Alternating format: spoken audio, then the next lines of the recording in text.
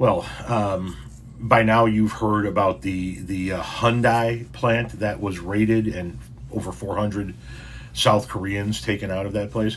Uh, this is the woman that phoned that tip in, and this Republican probably just fucked that area out of thousands of jobs. I'll go down with the ship. MAGA candidate not sorry for sparking international incident. A MAGA congressional candidate in Georgia has claimed credit for igniting the U.S. Immigration and Customs Enforcement raid on a local Hyundai battery plant that led to hundreds of workers being arrested, and the government of South Korea, where Hyundai is based, turning on President Donald Trump in fury. Now she is defending her actions as the local press and commenters online deluge her in criticism for undermining Trump's economic negotiations, according to the Daily Beast. Tori Branham, 47, who identifies herself as a Marine Corps veteran and firearms instructor on her campaign website and is running for Georgia's 12th congressional district, said in social media posts and in interviews that she had reported the battery plant, which is under construction near Savannah, to ICE several months before officials conducted the largest worksite immigration raid in Department of Homeland Security history there. This raid, which produced shocking public scenes of armored vehicles surrounding the plant and workers being taken out in shackles, came after South Korea agreed to invest $350 billion into Trump's U.S. economy as part of a deal to ease Trump's crippling tariffs on goods from that country. Korean officials and the general Korean public are enraged over the raid, which has jeopardized one of the few agreements Trump has touted. Branham has now found herself the subject of an avalanche of scorn and criticism from the internet and from the local press in South Korea, but is unrepentant. I have gotten hate mail from all over the country with people telling me to die or that I should be in fear, Branham said in a Facebook post, according to The Beast. I serve this country and I'll go down with the ship before someone silences me. But many commenters still are furious with her.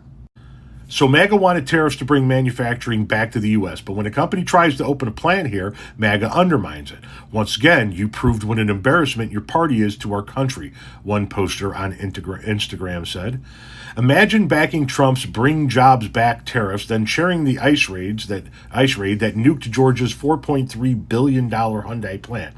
475 workers arrested, 40,000 jobs gone.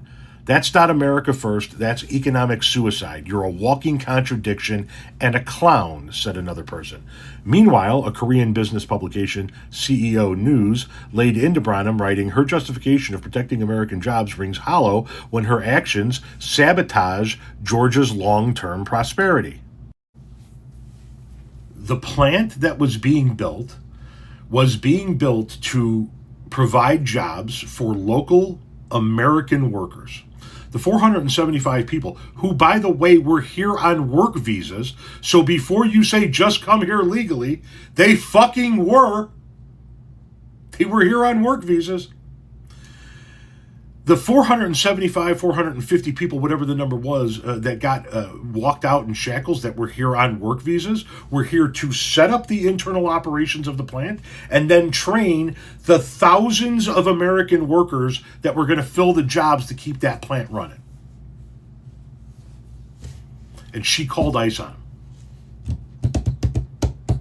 She cost her region thousands of jobs because now Hyundai's like, why? These people don't want to come back to work and finish that work at that plant.